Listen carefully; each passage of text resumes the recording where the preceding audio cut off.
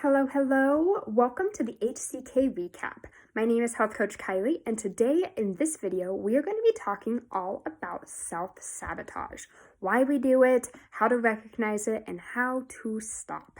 So, with self-sabotage, it can show up in many different ways. It can show up as procrastination, as self-medicating with drugs or alcohol, and sometimes it can even show up with self-injury, such as cutting, or not even doing what you set out to do. So if you want to eat healthy and you want to exercise, self-sabotaging could be, oh, I wanted to get, this cake looked really delicious and this cookie, and I'm not going to exercise today. It's okay, I'll be fine. And just self-sabotaging that behavior.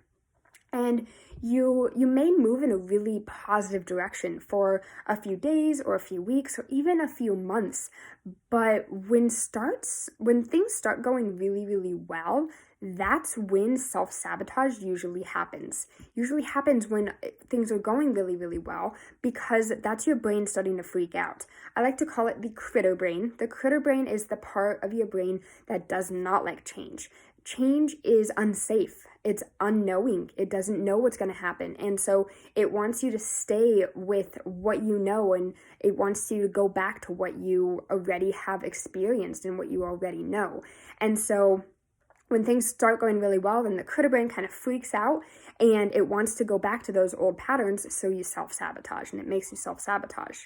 And so you want to approach this change and this, if you're about to self-sabotage, you want to approach this with curiosity. There's no judgment in curiosity. You're just being curious about, why am I starting to self-sabotage? What is it that is making this happen, and how can I prevent it? And so every symptom, craving, and behavior, it has a positive intention.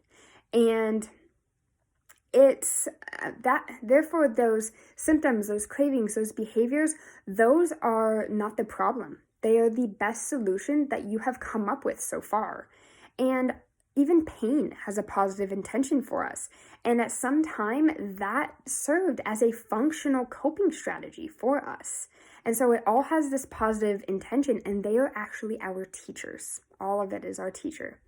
And so it's important to kind of understand the underlying reason for holding on to the weight, or stopping the exercising, or having the craving, or the symptom, or the behaviors, or the pain, so that we can thank the part of ourselves that has been protecting us with all of that stuff, and telling it that it no longer needs to protect us in that way, because we're making improvement and we're moving forward. And the shame, the guilt, the cravings, the pain, behaviors, they aren't the enemies. They are our teachers. They're going to teach us. And sabotage, this can come from a few different directions. It can come from the people around us, like friends, family, coworkers, and it can also come from us, from our own inner rebellion. And so with the people around you, they may feel slightly threatened when you embark on this new journey, whatever this journey is. If your journey is to become healthier and eat healthy and exercise, they may feel a little bit threatened when you do that, and may tempt you with food and activities that you're trying to stay away from.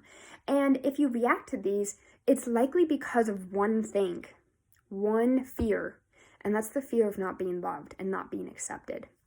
And so kind of thinking about, what is it that is making this self-sabotage happen, and how can I prevent it?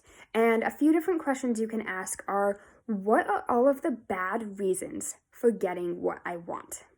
What are all the bad reasons? Sometimes this is a little bit difficult to come up with, but also who might be affected negatively if you follow through with this, if you achieve these goals. If you are really overweight and so is your entire family, maybe you feel like you won't fit in, or maybe you're afraid that you will have to go shopping and you're not gonna know what to wear, or you might feel uncomfortable in your new skin. And so kind of thinking about all of those negative attentions, negative things that might hold you back, and you may not realize it right away, but kind of thinking on who it might affect and stuff like that. And then thinking of all of the good reasons for getting what you want.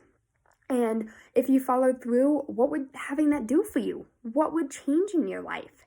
And then who else would benefit from these changes? If you are losing weight and you're exercising more and you have more energy and you're sleeping better, then probably your entire family and your friends are going to notice a difference because you're going to be more patient, you're going to be more energetic, you're going to be happier, and that's going to affect everyone around you.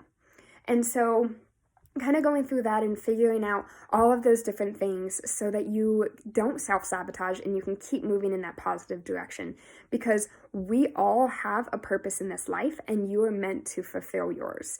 So if you need help figuring out why you're self-sabotaging and how to prevent it and how to move forward in a positive direction, please let me know. I would love to help you out. So you can reach me at changeyourlifewithkylie@gmail.com, or you can click on the link above or below. So thank you so much for watching, and I hope this really helped you. Have a good one. Bye.